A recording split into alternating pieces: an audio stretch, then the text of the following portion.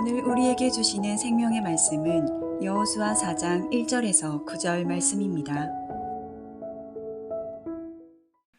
할렐루야. 옆에 분과 인사하시겠습니다. 주님의 이름으로 사랑하며 축복합니다. 다시 한번요, 이 시간 은혜 받읍시다.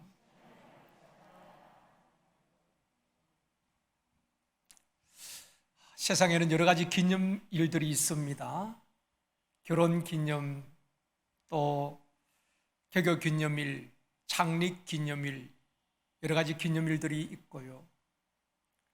또 젊은 청년들은 만난 지 100일 기념, 500일 기념, 1000일 기념을 기억하고 또 기념을 하고 있습니다. 또 3.1절이나 식목일, 또 현충일이나 광복절 같은 국가가 정한 기념일도 있습니다. 이 세상의 많은 사람들은 자기를 위하여서 또 기념할 일들을 기억하고 기념하기도 하는 것입니다. 어떤 사람들은 기념비를 세우기도 하지요. 지구상의 수많은 독재자들은 자신을 위하여서 동상을 세우기도 하고 기념비를 세우기도 하고 또 거대한 초상화를 걸어놓기도 하는 것입니다. 북한의 김일성이나 김정은의 동상을 보면은 높이가 23m가 되어지고 이 동상 제작비만 110억 원이 들었다고 합니다. 이처럼 이 땅의 많은 독재자들은 백성들에게 자신을 나타내고 자신을 숭배하도록 강요하기도 하는 것입니다. 성경에도 보면 그런 일들이 참 많이 있습니다. 바벨론의 느부갓네살 왕은 두라 평지에 금신상을 세우는데 그 높이가 27m나 된다고 했습니다. 큰 금신상을 세워놓고 백성들 하여금 그 앞에 절하게 하는 것입니다. 자신을 우상화하는 것입니다. 또 이스라엘의 초대 왕 사울 왕은 아말렉과의 전쟁에서 아말렉을 이긴 다음에 갈멜에 자신을 위하여서 기념비를 세우게 합니다. 사무엘상 15장 12절 말씀입니다. 같이 읽겠습니다. 사무엘이 사울을 만나려고 아침에 일찍이 일어났더니 어떤 사람이 사무엘에게 말하여 이르되 사울이 갈멜에 이르러 자기를 위하여 기념비를 세우고 발길을 돌려 길갈로 내려갔다 하는지라. 아말렉과 싸울 때에 하나님께서 함께 해주시고 승리하게 해주셨습니다. 그렇다면 하나님께 영광을 올려드려야지요.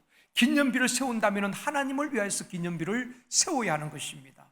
그런데 갈멜에 자기를 위하여 사울 자신을 위하여서 기념비를 세웠다고 말씀하고 있는 것입니다. 이처럼 인간의 교만은 자신을 위하여서 기념비를 세우기도 하는 것입니다. 교만한 사람들은 자기를 드러내기를 좋아하고 스스로 높아지려고 하고 자기를 위해서 기념비를 세우기도 합니다. 그러나 믿음의 사람들은 오직 하나님만 높여드리고 오직 하나님께만 영광을 올려드리는 것입니다. 그래서 너희가 먹든지 마시든지 무엇을 하든지 하나님의 영광을 위하여 하라고 말씀하고 있는 것입니다. 사랑하는 성도 여러분, 저와 여러분은 하나님만 높여드리고 모든 영광을 하나님께만 올려드리는 우리 모두가 되어지기를 주님의 이름으로 축원합니다. 오늘은 길갈에 세운 기념비를 살펴보면서 교만을 정복하라 하는 제목으로 말씀을 드리려고 합니다. 요단강 앞에 있던 이스라엘 백성들에게 하나님께서 여호수아를 통해서 말씀하셨습니다. 언약궤를 맨 제사장들로 하여금 요단강에 들어가게 하는 것입니다. 그리하면 위에서 흐르던 물이 끊어질 것이다. 하나님은 결론을 내려주셨습니다. 그리고 이스라엘 백성들은 그 말씀에 이해가 되지 않아도 순종합니다. 언약궤를 맨 제사장들이 그 요단강에 들어갑니다. 그럴 때 하나님의 말씀대로 위에서 흐르던 물이 기적같이 끊어지게 되어지고 그 강바닥을 밟고 이스라엘의 200만 명이 요단강을 건너가게 되는 것입니다. 하나님의 기적을 체험한 것입니다. 오늘 본문은 요단강을 건넌 후에 다시 하나님께서 말씀을 하고 계시는 것입니다. 1절 말씀입니다. 같이 읽습니다. 그 모든 백성이 요단을 건너가기를 마침에 여호와께서 여호수아에게 말씀하여 이르시되, 하나님은 계속해서 이스라엘 백성들에게 말씀하고 있는 것입니다. 그 요단강 앞에서, 장애물 앞에서 어떻게 해야 될지, 또 요단강을 건넌 다음에는 또 어떻게 해야 될지 하나님께서 그때마다 백성들에게 말씀하고 있는 것입니다. 여호수아를 통해서 말입니다. 그렇다면 저와 여러분들도 한 번도 가보지 않은 인생길을 살아가고 있습니다. 내일 어떤 일을 만날지, 어떤 장애물을 만날지 알 수가 없습니다. 어떤 분들은 장애물 앞에서 주저앉아 있는 분들도 있습니다. 그럴 때마다 저와 여러분들은 하나님의 말씀에 귀를 기울여야 되는 것입니다. 하나님은 우리에게 갈 길을 밝히 보여주시고 성령께서 우리에게 말씀하시고 그 말씀을 따라갈 때 반드시 승리하게 되어줄 줄 믿습니다. 왜 인생이 실패할까요? 하나님의 말씀이 들려지지 않는 것입니다. 그러니까 자기 생각대로 자기 계획대로 하는 것입니다. 그러다 보면은 그것이 승리의 길인 줄 아는데 때로는 패배하기도 하는 것입니다. 그것이 옳은 길인 줄 아는데 잘못된 길일 수도 있다는 것입니다. 저와 여러분 성령의 인도함을 받으면 반드시 승리하게 되어줄 줄 믿습니다. 그래서 하나님은 계속해서 여호수아를 통해서 그때그때마다 말씀을 하시는 것입니다. 요단강을 건넌 다음에 어떤 말씀을 합니까? 2절에도 보면 너희 가운데에 각 지파에서 12명을 뽑으라는 것입니다. 그리고 3절에 이어서 말씀합니다. 같이 읽습니다. 그들에게 명령하여 이르기를 요단 가운데 제사장들이 발이 굳게 선 그곳에서 12돌을 택하여 그것을 가져다가 오늘 밤 너희가 유숙할 그곳에 두게 하라 하시니라. 하나님이 다시 명령하시기를 제사장들이 밟고 있던 그 요단 강물 바닥에서 12돌을 취하여서 너희들이 유숙하는 그곳에 두라는 것입니다. 또 그 뒤에 보면은 그 돌을 길갈에 가서 기념비를 세우게 하는 것입니다. 왜 하나님께서 요단강에서 돌을 가져다가 기념비를 세우게 하셨을까요? 사람들은 자신을 위해서 기념비를 세우지만은 이번에는 하나님께서 하나님을 위하여서 기념비를 세우게 하신 것입니다. 이 기념비를 세우신 목적은 몇 가지가 있습니다. 첫 번째는 하나님의 은혜를 잊지 말라는 것입니다. 이스라엘 백성들이 약속의 땅 가나안을 향해서 가는 중에 요단강은 그들에게 큰 장애물이었습니다. 건널 수 없는 강이었죠. 강물이 넘쳐나는 것입니다. 배를 만들 수도 없고 다리를 놓을 수도 없고 뗏목을 만들 수 없는 상황입니다. 그럴 때 하나님께서 말씀을 주시고 그 말씀에 순종할 때에 하나님께서 큰 일을 행하신 것입니다. 요단강을 갈라서 그 바닥을 밟고 건너가게 하셨습니다. 그러니까 이스라엘 백성들이 요단을 건넌 것은 전적 하나님의 은혜였다는 것입니다. 그래서 그 기념비를 세우게 한 것은, 너희들이 요단강을 건넌 것은 하나님께서 행하신 일이고 하나님의 은혜임을 기념하고 기억하도록 하기 위해서 돌을 가져다가 기념비를 세우게 하신 것입니다. 인간은 망각의 동물이라고 합니다. 연세 드신 분들이 노년에 제일 두려워하는 것이 무엇일까요? 치매입니다. 치매에 걸리신 분들은 아들도 몰라보고 딸도 몰라보는 것입니다. 그래서 연세 드신 분들이 제일 걱정하고 두려워하는 것이 치매거든요. 통계에 의하니까 65세 이상 가운데 10명 중에 1명 정도는 치매 환자라고 말을 하더라고요. 어떤 분은 핸드폰을 어디에 뒀는지 자주 잊어버리기도 하고, 또 냉장고에 무엇을 꺼내서 문을 열으면 여는 순간에 잊어버린대요. 목사님, 혹시 저 치매 초기가 아닐까요? 그것은 치매가 아니고 건망증인 것입니다. 우리는 참 잊어버리잖아요. 제2차 세계대전을 전후해서 나치 독일이 유럽에 있는 유대인들을 575만 명을 학살했습니다. 600만 가까이를 학살했어요. 홀로코스트 추모관이 있는데 거기에 가면은 그때 희생된 사람들의 이름과 사진들이 있습니다. 그리고 홀로코스트 추모관 앞에는 이런 글이 새겨져 있는 것입니다. 용서는 하되 잊지는 말자. 우리 조상들을 600만 명 가까이 학살한 그 나치 독일을 용서는 하자. 그러나 잊지는 말자. 우리 조상들이, 우리 부모들이, 우리 할아버지 할머니들이 그렇게 학살을 당한 그 사건을 잊지는 말자는 것입니다. 그래서 추모관을 만들어 놓은 것입니다.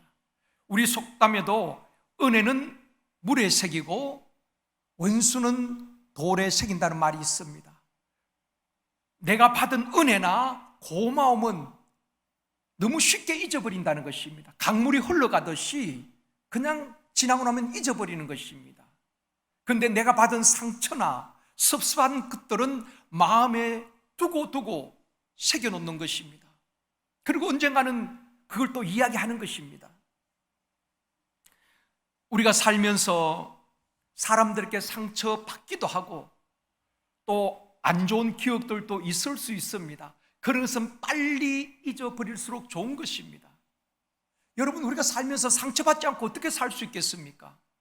가정에서도 가족 간에 한 생을 살다 보면은 말 때문에 상처받기도 하고 상처 주기도 하고 섭섭한 마음이 들 때도 있는 것입니다. 그걸 빨리 풀어버려야 되는 것입니다. 또 직장 동료들 가운데에 또 우리 성도들과 관계 속에서 상처를 받을 수도 있습니다. 그러나 문제는 그 상처가 빨리 치유되어져야 되는데 치유가 되지 않으면 그것을 마음에 계속 두고 미움으로 나중에 증오심으로 변하게 되는 것입니다. 안 좋은 기억들은 빨리 잊어버려야 되는 것입니다. 그러나 우리가 잊지 말아야 할 것들이 있습니다. 하나님께 받은 은혜를 잊지 말아야 되는 것입니다. 나를 이 땅에 태어나게 하시고 양육하고 길러주신 부모님의 은혜를 잊지 말아야 되는 것입니다. 우리가 살아오면서 주변에 있는 많은 사람들의 도움을 받기도 하고 은혜를 입었잖아요. 그 은혜를 잊어서는 안 되는 것입니다. 그런데 죄 많은 인생들은 잊어버려야 될 것은 잊지 아니하고 잊지 말아야 될 것은 너무 쉽게 잊어버린다는 것입니다. 시편 50편 22절에서 말씀합니다. 같이 읽습니다. 하나님을 잊어버린 너희여 이제 이를 생각하라. 그렇지 아니하면 내가 너희를 찢으리니 건질 자 없으리라. 하나님을 잊어버린 너희여. 하나님을 잊어버릴 때에 하나님께서 그들을 찢으시겠다고 말씀하고 있는 것입니다. 코로나로 인하여서 많은 분들이 교회 나오지를 못하고 있습니다. 2년이 넘도록 교회에 오시지도 못하고 예배도 제대로 드리지 못하다 보니까 많은 분들이 하나님과 멀어지게 되어지고 심지어 하나님을 잃어버린 성도들도 있다는 것입니다. 사랑하는 성도 여러분, 어떤 상황 속에서도 하나님을 잊어버린 자가 되지 않기를 원합니다. 하나님의 은혜를 잊지 않기를 원합니다. 내가 살아오면서 많은 사람들에게 받았던 그 은혜와 도움을 잊지 않기를 원합니다. 부모의 은혜를 잊어버리니까 오히려 부모를 학대하는 폐륜 아들이 생기는 것 아니겠습니까? 하나님께서 요단강을 건넌 이후에 이스라엘 백성들에게 12돌을 가져다가 길갈에 기념비를 세우게 한 것은 너희들이 요단강을 건넌 것은 다 하나님의 은혜다. 그 은혜를 기억하고 잊지 말라는 것입니다. 우리가 인생을 살면서 수많은 일들과 사건을 만나게 되는 것입니다. 어떤 일과 사건들은 쉽게 잊어버리는 경우가 있습니다. 일회로 끝나는 그런 사건들도 있습니다. 그런가 하면 어떤 일이나 사건들은 역사화하고 오랫동안 기념하고 기억하기도 하는 것입니다. 예를 들어서 세월호 같은 큰 사건 아니겠습니까? 그래서 우리가 잊지 말자 기념비를 세우기도 하고 추모비를 세우기도 하는 것입니다. 역사적인 자료를 남기고 기록으로 남기기도 하는 것입니다. 왜 그럴까요? 다시는 그런 일들이 일어나지 아니하도록 후대가 기억하고 잊지 아니하고 그걸 보면서 그때 그런 일이 있었구나 잊지 않고 기억하게 하는 것입니다. 예수님께서도 십자가에 달리시기 전에 전날 밤에 제자들과 만찬을 하는 것입니다. 떡을 떼어주면서 이것은 내 몸이다, 잔을 주시면서 이것은 너희를 위해서 흘리는 내 피다, 이것을 기념하라고 말씀하고 있는 것입니다. 그러면서 주님이 하시는 말씀은 나를 기억하라, 나를 기념하라고 말씀하고 있거든요. 주의 십자가 사건을 잊지 말라는 것입니다. 우리를 위해서 몸을 찢어주시고 피를 흘려주시고 우리를 구원하신 하나님의 은혜를 잊지 말라는 것입니다. 그런데 많은 분들이 신앙생활을 하면서 그 첫사랑을 다 잊어버리는 것입니다. 지식적으로 알고는 있지만은 그 예수 그리스도의 십자가 사건을 희미해지는 것입니다. 그럴 때부터 우리 신앙이 잘못되어지기 시작하는 것입니다. 오늘 우리 할렐루야 찬양팀에서 그런 찬양을 하셨죠. 참 오늘 가사가 오늘 본문 말씀과 거의 같은 내용인데요. 주의 십자가 믿음으로 붙잡고 그 사랑 기억하며 내 삶을 드리리. 그 사랑 기억하며 내 삶을 드리리. 몇 번 반복된지 아셔요? 3번씩 오늘 여러분이 그렇게 찬양을 하셨습니다. 세상 유혹과 수많은 시험이 나를 향해서 다가온다 할지라도 주님의 그 사랑 기억하며 나를 위해서 십자가에 피 흘리신 주님을 기억하며 그 은혜를 기억하며 내 삶을 드리겠다고 여러분 고백했습니다. 그 은혜를 아는 자는 내 삶을 드려서 하나님의 영광을 드러내는 것입니다.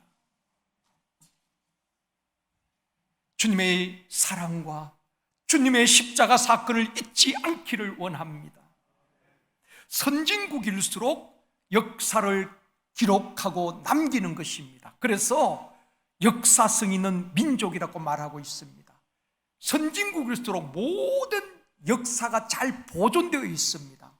그러나 아프리카 오지에서 야자수를 먹으면서 사는 그 부족들에게 무슨 역사가 있겠습니까? 기록을 남긴 게 아무것도 없습니다. 그들은 그저 하루하루 먹고 그냥 살아가는 것입니다. 그러나 선진국일수록 모든 역사를 기록으로 남기고 후대에 전하는 것입니다. 사랑하는 성도 여러분, 가정에도 교회에도 신앙의 역사성이 있어야 되는 것입니다.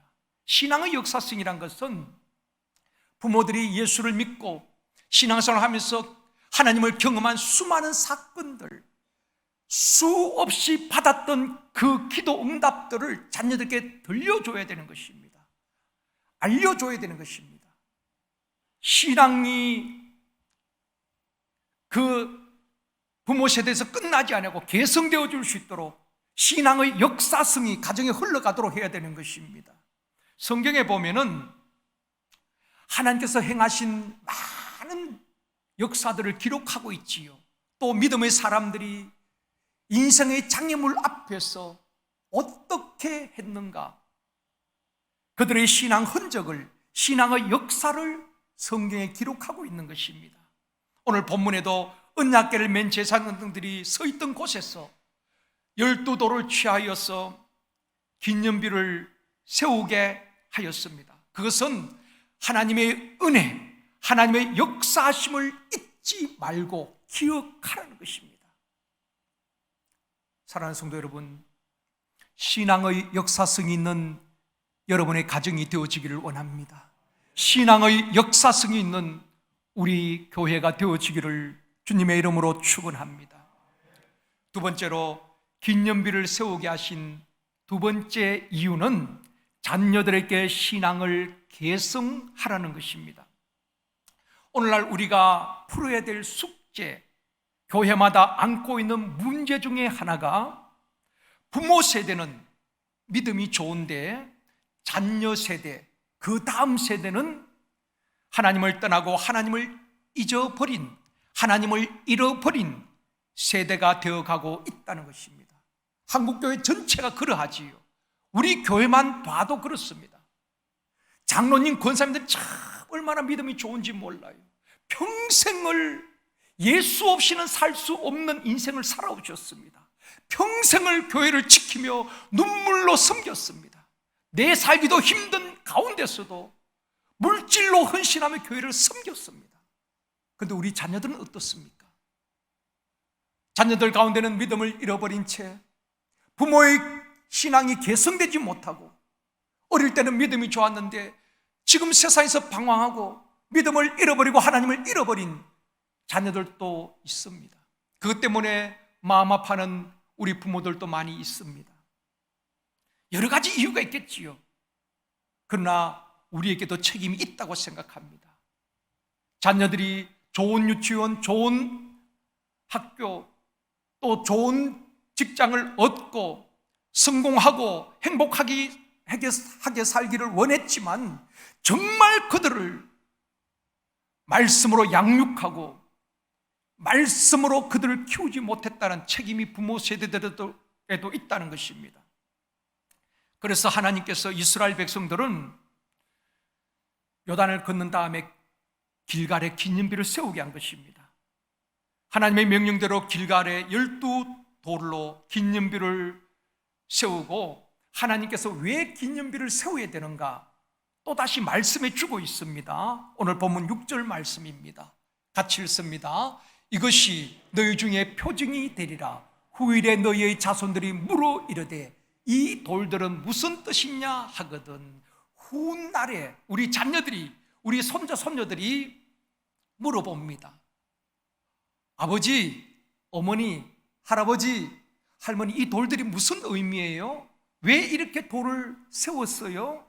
물어볼 때에 이렇게 대답하라고 말씀하고 있습니다. 7절입니다. 같이 읽겠습니다. 그들에게 이르기를 요단물이 여호와의 언약궤 앞에서 끊어졌나니 곧 언약궤가 요단을 건널 때에 요단물이 끊어졌으므로 이 돌들이 이스라엘 자손에게 영원히 기념이 되리라 하라 하니라. 후일의 자녀들이 묻거든 이렇게 대답하라는 것입니다. 우리가 광야 40년을 지나고 가나안 땅에 들어가기 전에 요단이라는 큰 강물이 있었단다. 우리가 건널 수 없는 그 장애물 앞에서 하나님께서 이렇게 말씀하셨고, 그 말씀에 순종하여서 언약궤를 맨 제사장들이 요단 강물에 들어갈 때에 위에서 흐르던 물이 끊어지게 되었고, 우리 모든 백성들이 그 강바닥을 밟고 요단강을 건너고 가나안 땅으로 들어갈 수 있었단다. 그것을 기념하기 위해서 세운 돌이 바로 이 돌이란다. 그렇게 자녀들에게, 후손들에게 후일에 알려주라는 것입니다. 이것은 신앙을 계승하고 자녀들에게 하나님께서 행하신 일들을 가르치고 신앙교육을 하라는 말씀인 것입니다. 세계에서 자녀 교육을 가장 잘하는 민족이 유대인이지요. 유대인들은 아이들이 4살, 5살 글을 배울 때에 유대인들은 철저하게 모세 오경을 가르칩니다. 하나님의 계명을 가르칩니다. 철저하게 가정마다 방마다 붙여놓고 그 말씀을 읽게 하고 듣게 하고 암송하게 하고 그 말씀대로 살아가도록 하는 것입니다. 그것이 유대인의 힘입니다. 신명기 28장 1절에 보면은 하나님의 말씀을 듣고 그 말씀을 청종하고 지키면 세계 모든 민족 위에 뛰어나게 하신다고 말씀하셨습니다. 그것을 이룬 민족이 유대인들이에요. 하나님의 말씀대로 철저히 순종할 때에 세계 모든 민족 위에 뛰어난 민족 아니겠습니까? 지금 또 전 세계의 정치, 경제, 문화, 예술 각 분야에 움직이는 힘이 유대인들의 힘입니다. 얼마나 대단한지 모릅니다. 그 소수 민족이지만 말입니다. 이런 말이 있습니다. 어리석은 사람들은 자녀들에게 돈을 물려준다. 양식이 있는 부모들은 자녀들에게 삶의 지혜와 지식을 물려준다. 그러나 지혜로운 부모는 신앙을 물려주고 하나님을 경외하는 법을 가르친다고 했습니다. 사랑하는 성도 여러분, 신앙을 물려주고 하나님을 경외하는 자녀로 양육할 때에 하나님께서 그들을 축복하시는데, 시편 119편에 보면은 하나님을 경외하는 자에게는 그 자녀들이 강성하고 이 땅에서 하나님께서 복을 주시는데 그 집안에 부와 재물이 가득하다고 말씀하고 있는 것입니다. 하나님을 경외하는 자녀로 키우는 것이 자녀들을 성공시키는 지름길이라는 것입니다. 교육열은 우리 대한민국 사람들도 대단합니다. 유대인 못지않아요. 문제는 유대인들은 철저하게 말씀으로 양육한다면은 우리는 거기에서 부족함이 있는 것입니다. 사랑하는 성도 여러분, 신앙을 유산으로 물려주고 가정마다 믿음의 간정, 기도 응답의 간정이 있고 하나님을 경외함으로 신앙의 기념비를 세울 수 있는 믿음의 명문 가문이 되어지기를 원합니다. 신앙의 명문 가문 말입니다. 쉽지는 않습니다. 어릴 때는 말을 잘 들었지만은 아이들이 중학교, 고등학교 또 대학생이 되어지면 신앙적인 문제만큼 잘 듣지 않아요. 힘들지만은 우리가 신앙의 명문 가문을 세우기 위해서 다시 한번 힘쓸 수 있기를 원합니다. 그리하여서 하나님의 말씀대로 이 험악한 세대지만은 저와 여러분의 가정에서 또 우리 제일성도교회에서 시대를 이끌어갈 수 있는 각 분야의 인물들이, 리더들이 많이 배출되어지기를 주님의 이름으로 축원합니다. 이스라엘 백성들에게 요단강은 큰 장애물이었습니다. 후손들이 다시 요단강을 건널 일은 없습니다. 그런데 왜 하나님께서 후손들에게 그 기념비를 세워놓고 그 사건을 이야기하라고 말을 하고 있을까요? 이유가 있습니다. 자녀들이 또 그 후대들이 비록 요단강은 건널 일이 없을지 모르지만은 인생을 살다 보면은 요단강과 같은 장애물을 만나기도 하는 것입니다. 아니, 그보다 더 큰 어려움을 만날 때도 있는 것입니다. 길이 보이지 아니하고 사방이 막히고 그럴 때가 있다는 것입니다. 우리도 그렇죠. 인생을 살다 보면 요단강보다 더 큰 장애물을 만날 때가 있습니다. 그것이 건강의 문제일 수도 있고 또 사람과의 관계의 문제일 수도 있고 또 사업장의 문제일 수도 있고 물질의 문제일 수도 있고 학업이나 결혼 문제일 수도 있는 것입니다. 우리 자녀들도 그런 문제를 만날 때에 우리 후손들이 나는 못해, 나는 할 수 없어, 나는 안 돼, 포기하는 유약한 자녀들이 아니라 그런 장애물 앞에 섰을 때에 하나님께서는 요단강을 멈추게 하시고 우리 부모를 그 강을 바닥을 건너게 하셨던 그 하나님은 오늘도 지금도 살아계신 하나님이시고 우리와 함께 하심을 믿고 기억하라는 것입니다. 그 기념비를 보면서 말입니다. 인생의 수많은 문제 앞에서, 장애물 앞에서 포기하고 주저앉아 버리는 유약한 백성이 아니라 인생의 어떤 어려운 일을 만나고 어떤 장애물을 만나도 포기하지 아니하고 우리를 도우시는 하나님, 그날의 요단강을 멈추게 하셨던 그 하나님을 믿고 그 하나님께서 내 인생의 모든 문제도 아픔도 멈추게 하실 줄 믿고 또한 그 강을 건너게 하실 하나님을 신뢰하고 기도하며 다시 한번 힘을 얻고 다시 한번 하나님을 붙잡고 일어나서 세상을 이기는 백성이 되라는 것입니다. 그래서 그 기념비를 세운 것입니다. 요단을 건너게 하신 하나님은 이래서는 끝난 하나님이 아니라 오늘도 그 후대들에게 또 그 후대들에게 동일한 하나님이 되심을 믿고 어떤 문제나 장애물 앞에서 낙심하지 말고 그 하나님을 신뢰하라는 것입니다. 사랑하는 성도 여러분, 우리가 인생을 살면서 수많은 일들을 만나게 되는 것입니다. 자녀의 문제, 또 여러 가지 인간관계 속의 문제를 만날 때에 하루도 몇 번씩 낙담이 되어지고 주저앉고 싶을 때도 있다는 것입니다. 그럴 때마다 우리는 하나님이 어떤 분이신가 경험하고 그 하나님을 신뢰해야 하는 것입니다. 저희 가정에 둘째 딸이 은지가 작년 12월 달에 목에 뭐가 이렇게 혹 같은 것이 만져진다고 병원에 이제 진료를 받으러 갔어요. 병원을 갔다가 진료를 받고 나와서 제게 전화를 했어요. 아빠, 나 암이래요. 이제 병원에서 암이란 진단을 받았어요. 갑상선 암이란 진단을 받고 처음에는 제가 좀 놀랬죠. 그리고 다시 제가 이야기했습니다. 병원에서 오진하는 경우도 있으니까 큰 병원 가서 다시 한번 받아보렴. 그래서 예약을 하고 1월 달에 대학병원에서 다시 검사를 받았는데 똑같은 결과가 나왔어요. 본인도 충격이겠지만은 우리 가족들도 충격이었죠. 가족 병력에도 그런 일이 없었는데 부모는 마음이 그렇습니다.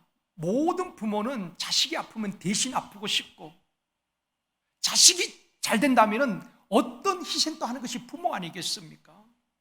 마음 같아서는 내가 아플 수 있다면 대신 아파주고 싶은 것입니다. 근데 부모의 한계가 거기까지잖아요. 무엇도 대신해 줄 수가 없는 것입니다. 기도 외에는 이 아이를 위해서 해줄 수 있는 게 없어요. 그때 제가 깨달은 것은 이것이 인간의 한계구나. 이것이 부모의 한계구나. 그러면서 하나님을 또 더 깊이 묵상하는 가운데 하나님은 날마다 우리의 짐을 져주시는 분이라고 말씀하고 있습니다. 그래서 너의 짐을 여호와께 맡기라. 너의 염려를 주께 맡기라고 말씀하고 있는 것입니다.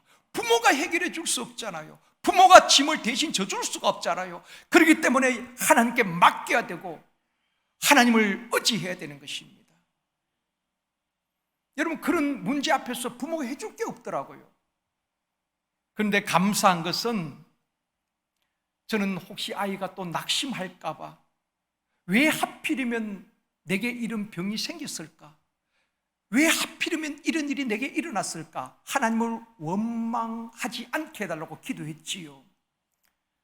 그런데 은재가 제게 그렇게 이야기를 해요. 아빠, 걱정하지 마세요.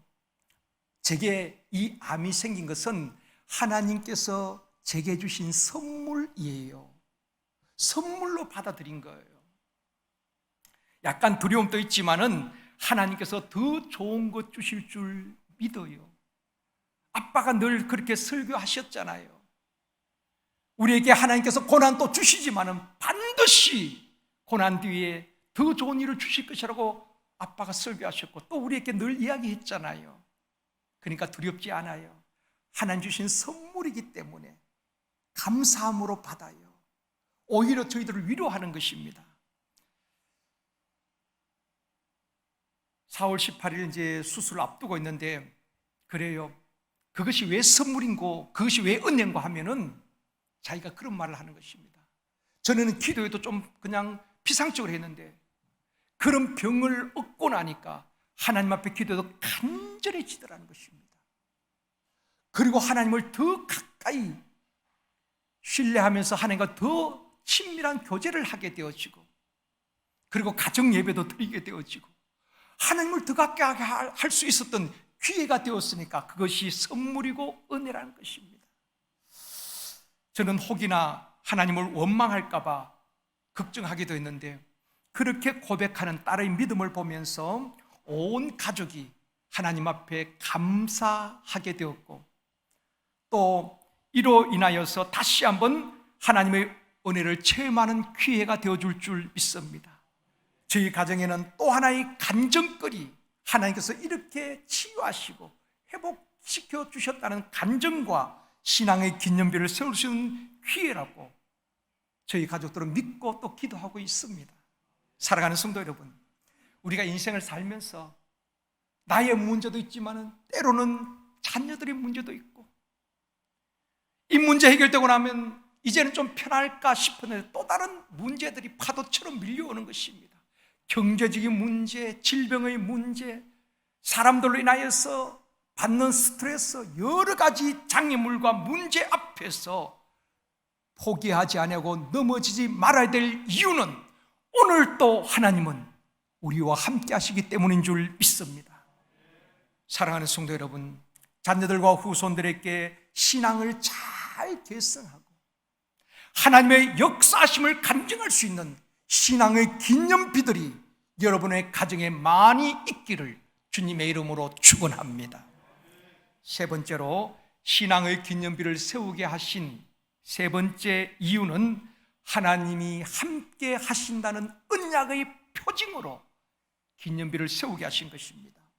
오늘 본문 6절 말씀입니다. 이것이 너희 중에 표징이 되리라.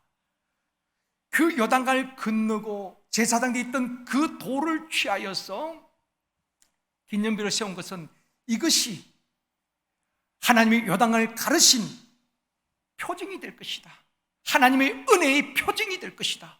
하나님의 구원의 표징이 될 것이다 말씀하고 있는 것입니다. 하나님은 광야 40년 동안 이스라엘 백성을 보호하신 것이 아니라 그 이후에도 그 후손들에게도 동일하게 함께 하시고 보호하시는 하나님임을 보여주고 있는 것입니다. 요단강을 끊을 때만 하나님이 역사하신 것이 아니라 앞으로 그 가나안을 정복할 때에 수많은 적들과 싸워야 하는데 그때도 내가 너희들과 함께 하겠다, 그 확정, 그 보증을 해주시는 것입니다. 여호수아 3장 10절 말씀입니다. 같이 읽겠습니다. 또 말하되 살아계신 하나님이 너희 가운데 계시사 가나안 족속과 헷 족속과 히위 족속과 브리스 족속과 기르가스 족속과 아모리 족속과 여부스 족속을 너희 앞에서 반드시 쫓아내실 줄을 이것으로서 너희가 알리라. 이 말씀 무슨 말입니까? 하나님께서 이 요단강을 가르친 것처럼 살아계신 하나님은 너희들이 가나안 땅에 들어가서 그 땅을 정복할 때에 그 가나안 강력한 7 족속들을 너희 앞에서 반드시 쫓아낼 줄을 이것으로 요단강에 갈라진 이 하나님의 역사심을 보고 너희들이 알리라. 요단을 가르친 하나님은 변함없이 가나안 땅을 정복할 때도 함께 하시고 반드시 너희들을 승리케 하시겠다는 확증인 것입니다. 표징인 것입니다. 그걸 지금 말씀하고 있는 것입니다. 사랑하는 성도 여러분, 요단강은 그때만 멈춘 것이 아니라 오늘도 이런 일들은 일어나게 될 줄 믿습니다. 우리 앞길을 막고 있는 수많은 장애물들, 요단강 같은 장애물을 끊으시고 멈추게 하는 역사가 오늘도 일어나게 될 줄 믿습니다. 왜냐하면 그 하나님은 오늘이나 어제나 오늘이나 영원히 동일하시기 때문에 그런 것입니다. 구약에 역사하셨던 하나님, 요단강을 갈라 건너게 하셨던 그 하나님은 오늘도 우리와 함께 하시고 우리 인생의 장애물들을 갈라주시고 길이 없는 자에게 길을 열어서라도 하나님의 약속대로 우리를 이끌어 가실 줄 믿습니다. 이 확신을 가지고 어떤 문제 앞에서도 낙심과 절망하지 마시고 믿음으로 전진해 갈 수 있기를 주님의 이름으로 축원합니다. 하나님께서 우리와 함께 하신다는 증거가 우리 삶 속에 행복 모임에, 쉼터 모임에서 나타나고 경험되어져야 되는 것입니다. 두세 사람이 내 이름으로 모이는 것에 함께 하셨다고 약속하셨습니다. 그렇다면 쉼터 예배에 모였을 때에 그것이 함께 하시는 하나님을 경험해야 되는 것입니다. 쉼터 가족 들어갔는데 몸이 아파서 함께 기도했는데 그 병이 낫게 되어지고, 문제가 있어서 그 문제를 가지고 함께 기도했는데 기도가 응답되어지는 쉼터에서 수많은 간증이 있어야 되는 것입니다. 그것이 쉼터에 세우는 신앙의 기념비인 것입니다. 그것을 나누고 하나님께 영광 올려드릴 때 하나님이 얼마나 기뻐하시겠습니까? 영광을 받으시고 그런 쉼터에 더 큰 은혜를 베풀어 주시고 역사하실 줄 믿습니다. 가정도 마찬가지입니다. 행복 모임도 마찬가지입니다. 복음을 선포할 때에 우리를 누르고 있던 모든 결박이 끌어지게 되어지고 문제도 해결되어지는 것을 경험하는 것이 행복 모임인 것입니다. 샘터 모임인 것입니다. 그런데 왜 샘터에 안 가려고 할까요? 리더들이 잘 하셔야 되는 것입니다. 샘터장님들이 잘 하셔야 되는 것입니다. 그저 모이면 헌금하고 한 주간 동안 별일 없었어? 다음 주에 또 만나? 하나님의 역사가 일어나지 않는 것입니다. 그러니까 샘터가 힘이 없는 것입니다. 샘터에서 강력하게 기도하고 그곳에 성령이 임할 때에 어떤 문제도 해결되어 줄 믿습니다. 그런 간정이 샘터에서 넘쳐나야 되는 것입니다. 모일 때마다 세상 이야기 할 것 없잖아요. 코로나 이야기 해봐야 별로 유익한 거 없습니다. 하나님이 이번 한 주에도 내게 이런 기도를 응답하셨어. 함께 축복해 주고 그 간증을 나눌 때에 하나님께서 큰 영광이 되어줄 줄 믿습니다. 말씀을 맺겠습니다. 사랑하는 성도 여러분, 세상 사람들은 자기를 위하여서 기념비를 세우고 동상을 세우기도 하고 자기를 드러내고 자신을 높이고 숭배하게 하는 것입니다. 인간의 교만 때문에 그런 것입니다. 또 교회를 섬기면서 우리가 어떤 일을 해도 사람이 드러나면 안 되는 것입니다. 내가 했다. 그건 교만입니다. 어떤 큰 일을 했다 할지라도 우리의 고백은 하나님 하셨습니다. 이것이 우리의 고백이 되어지기를 원합니다. 잠언 16장 18절 말씀, 이번 주 암송 말씀입니다. 같이 읽습니다. 교만한 패망의 승봉이요 거만한 마음은 넘어짐의 앞잡이니라. 하나님은 교만한 자를 대적하신다 그랬습니다. 교만한 자는 망하는 거예요. 대통령도 교만하면 안 되고 목사도 교만하면 안 되고 성도들도 교만하면 그때부터 하얀 길을 갈 수밖에 없는 것입니다. 하나님은 교만한 자를 대적하시는 것입니다. 그리고 겸손한 자에게 은혜를 베푸신다고 말씀하고 있는 것입니다. 사랑하는 성도 여러분, 우리가 어떤 일을 해도 내가 했다가 아니라 하나님이 하셨습니다. 하나님의 은혜입니다. 하나님이 도우셨습니다. 하나님이 하게 하셨습니다. 이것이 우리의 간증이요 우리의 고백이 되어지기를 원합니다.